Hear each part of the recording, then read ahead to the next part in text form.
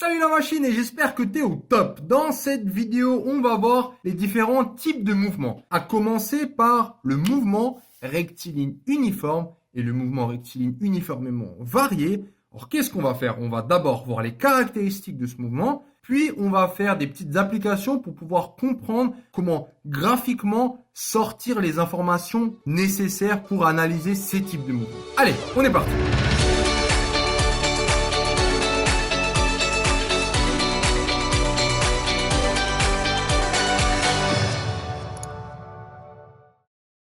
Type de mouvement part 1. La deuxième partie, ce sera sur les mouvements circulaires. Alors, un mouvement, qu'est-ce qui le caractérise? C'est tout d'abord une trajectoire et une vitesse. Et très important, cette trajectoire et cette vitesse se déterminent à travers le repère. Alors, il y a une vidéo là-dessus. Si tu as encore un peu du mal avec ce que c'est cette notion de repère, regarde-la. Commençons par un mouvement rectiligne. Alors, un mouvement rectiligne, c'est par exemple, tu es dans une bagnole. Et quand tu es en train de conduire, il y a deux choses qui peuvent se passer. Soit tu es à l'arrêt, on va dire au début tu rentres dans la voiture, donc il y a cette phase de démarrage, tu accélères, c'est parti. Ou bien tu es ce qu'on appelle en croisière. En croisière, c'est on va dire, tu es sur l'autoroute à 100 km/h et tu ne changes pas. Tu es tout le temps à 100 km/h. Donc c'est ce que je vais appeler la vitesse de croisière. En fait, il y a deux étapes là-dedans. Il y a deux différents états qu'on va voir maintenant. Le premier, on va commencer par le mouvement de croisière. Donc, c'est ce qu'on appelle le mouvement, le MRU, mouvement rectiligne uniforme, MRU. Bon, là, je l'ai mis à l'envers, mais c'est la même chose. Par exemple, là, si j'ai le sens de la voiture et que moi, je prends une photo toutes les 1 seconde. Je suis sur la route.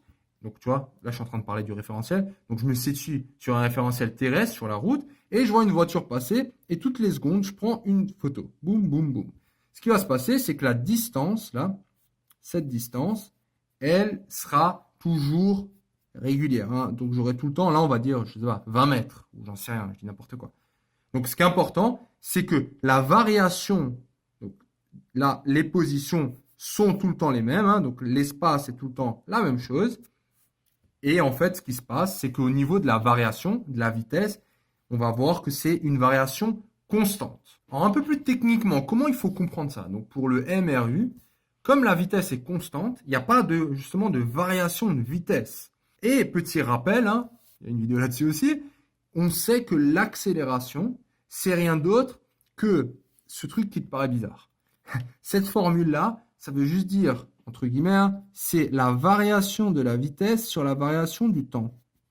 Qu'est-ce que ça veut dire concrètement? C'est si je te mets dans une voiture et que j'accélère quand tu es dans la voiture, tu vas sentir, tu vas te sentir un peu rentrer dans le siège peut-être. Donc là, c'est qu'il y a une variation de la vitesse. Cette variation a entraîné, donc dès qu'il y a variation de la vitesse, ça veut dire qu'il y avait une accélération. L'accélération était positive si j'accélère. D'un autre côté, si tu es dans la voiture avec moi et d'un coup je freine, tu vas partir un peu vers l'avant. Pourquoi? Parce que, encore une fois, il y a une variation de la vitesse et il y a une accélération qui s'est manifestée en fait. Et cette accélération, quand tu freines, elle est négative. Donc là, il n'y a ni augmentation ni diminution de l'accélération. Donc c'est constant. Et quand tu dérives, parce que ça, au niveau des maths, ça veut dire dériver. Et quand tu dérives une constante, j'espère que tu te rappelles ce que c'est, dériver une constante, par exemple, la dérivée de 4, ça va être 0. Donc, c'est exactement la même chose. Donc là, j'ai la dérivée de 40 km/h, ça va aussi faire 0. C'est pour ça qu'on parle d'une accélération nulle. Donc, très important. MRU, mouvement rectiligne uniforme, ça veut dire une accélération qui est nulle. Et là, du coup, ça me permet de faire la transition sur le mouvement rectiligne uniformément varié, MRUV. Et là, en fait, si je devais prendre, encore une fois, les photos, j'aurais quoi? J'aurais au début, quand tu accélères, là, tu accélères. Donc, au début, tu es à l'arrêt. Après, tu accélères, tac, tac. Et tu vois qu'en fait, ces points, ils se distancent. Il y a de plus en plus de distance parce que tu vas de plus en plus vite. Et quand c'est uniformément varié, ça veut dire que tu accélères toujours de la même quantité. Vois ça comme ça. Après, je t'expliquerai un peu plus en détail. Mais juste que tu vas accélérer de la même quantité. C'est comme freiner. de la même quantité, hein. Par exemple, là, ce serait le cas de freiner. Donc, tu vois qu'au début, j'ai des grandes positions. Et si là, je commence à freiner, je pile, bim, et bien là, en fait, ça commence à diminuer. Ça diminue, ça diminue, ça diminue. Donc ça, c'est l'accélération dans ce cas-là, elle est quoi? Donc dans ce cas-là, l'accélération, elle est positive. Et l'accélération, dans ce cas-là, elle est négative. Donc on voit bien, il y a une accélération parce qu'il y a aussi une variation de la vitesse, hein. Je veux dire, là, tu es à l'arrêt. Là, la vitesse, elle est nulle. Là, il y a une grande vitesse. Donc pour revenir à ce uniformément varié, en fait, ça va juste dire qu'il y a une accélération qui est constante.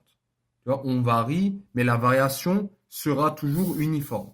Tu vois, donc il y a vraiment cette idée que lui là, il est varié, hein, cette vitesse va être variée, mais elle va être uniforme, cette variation.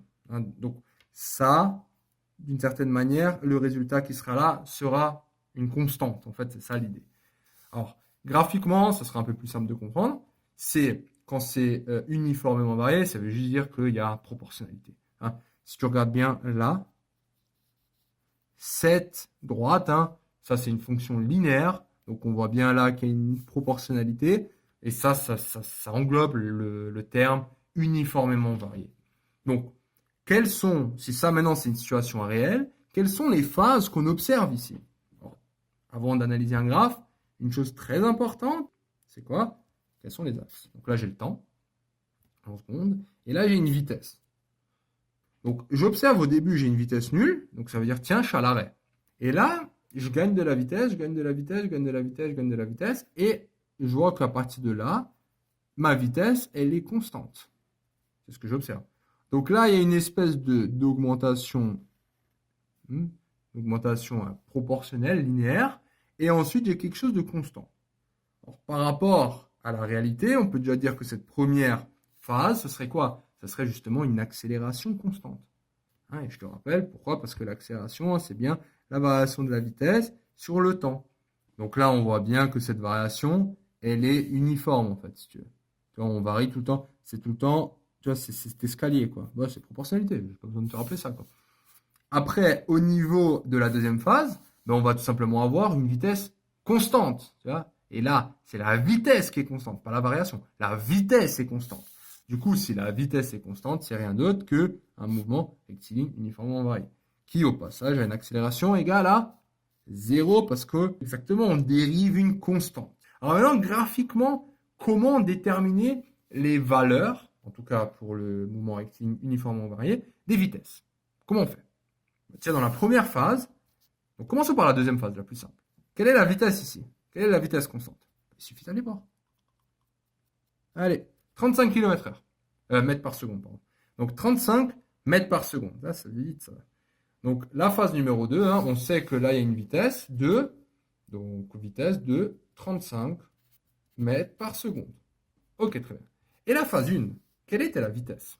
Ah, là, ça devient un peu plus intéressant. Parce que là, tu connais la réponse si tu le sais en maths. Parce que regarde, l'accélération, c'est la dérivée de la vitesse. Et la dérivée de ça c'est quoi? Ça, c'est quelque chose de la forme AX. Donc AT en fait ici. Parce que là, la variable, c'est T. Donc on va plutôt prendre AT. Tu vois, ça, c'est une fonction linéaire. Hein. C'est AT. F de T est égal à AT, si tu préfères. Et je sais que la dérivée de ça, c'est A. Voilà, exactement. Donc si la vitesse qui est égale à AT, et l'accélération, c'est la dérivée de la vitesse, ben, c'est quoi l'accélération? Ça va être A. Et ce A, c'est AT, donc ça va être là le coefficient directeur de cette courbe. Comment on fait pour trouver le coefficient directeur d'une droite, pardon? Ben, on va regarder, si maintenant je décale de 10, de combien je monte? Ah bah tiens, je monte aussi de 10, tu vois. Donc, c'est un coefficient 1 pour 1, là. Tu vois, c'est maintenant, si je décale de 1, je monte de 1, bref. Le coefficient là, on voit bien que ça va être justement l'accélération. Dans ce cas-là, comme dit, hein, ça va être y est égal, ça si tu veux, c'est comme y est égal à t, quoi. Donc la dérivée de ça, ben, ça va être 1. Donc là, l'accélération sera égale à 1. Et on va terminer par se poser la même question, cette fois-ci, sur un mouvement rectiligne uniforme.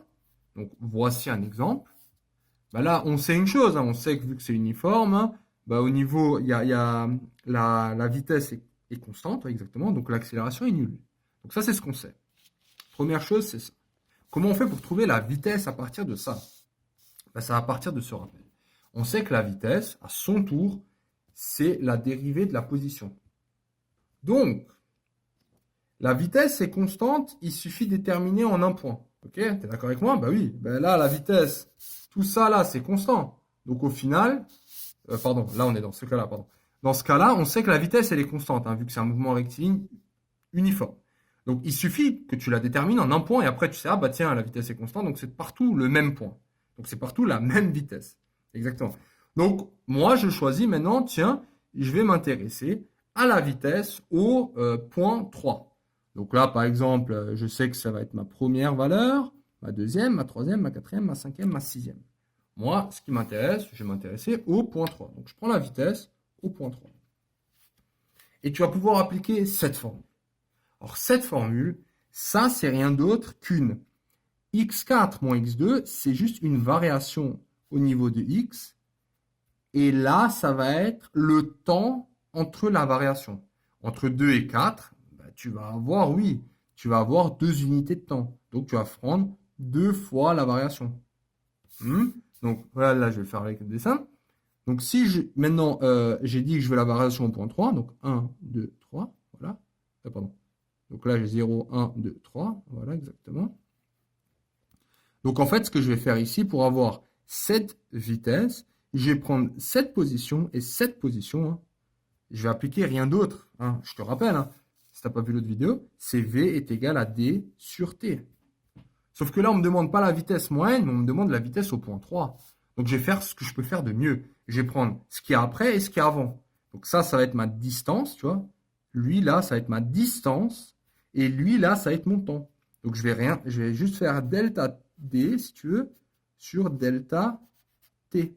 C'est exactement ça que je vais appliquer.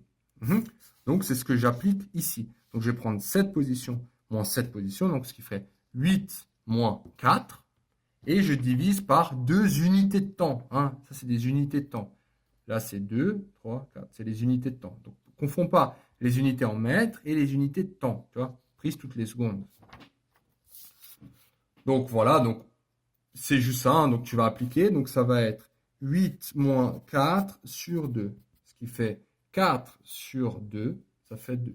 Et là, c'est une vitesse mètre par seconde. Voilà. Est-ce que c'est cohérent? Oui. Tu vois, chaque seconde, j'augmente de 2. 2, 4, 6, 8, 10, 12, 14, 16. Et voilà. Alors, au cas où, hein, ça, c'est ce que tu dois observer parce que tous tes exercices vont découler de ce qu'on vient de faire là. C'est qu'une accélération, ça sera exactement la même chose. Tu vas prendre la vitesse après moins la vitesse avant sur 2 fois le temps. Et au niveau de la vitesse, c'est exactement ce qu'on a fait. Les positions, tu peux aussi les déterminer graphiquement. Donc, ça, c'est juste les structures des exercices types que tu auras. Voilà. Félicitations d'être arrivé jusqu'au bout de cette vidéo. Cette vidéo t'a plu? Ça tombe bien, il y en a encore. Sur matrix.fr, tu peux non seulement télécharger le résumé de cette vidéo, mais aussi retrouver tout ton programme avec plein d'exercices corrigés étape par étape. Tu peux aussi défier tes amis dans des jeux et te mesurer à la communauté Matrix pour gagner un cadeau tous les mois. On se retrouve sur matrix.fr.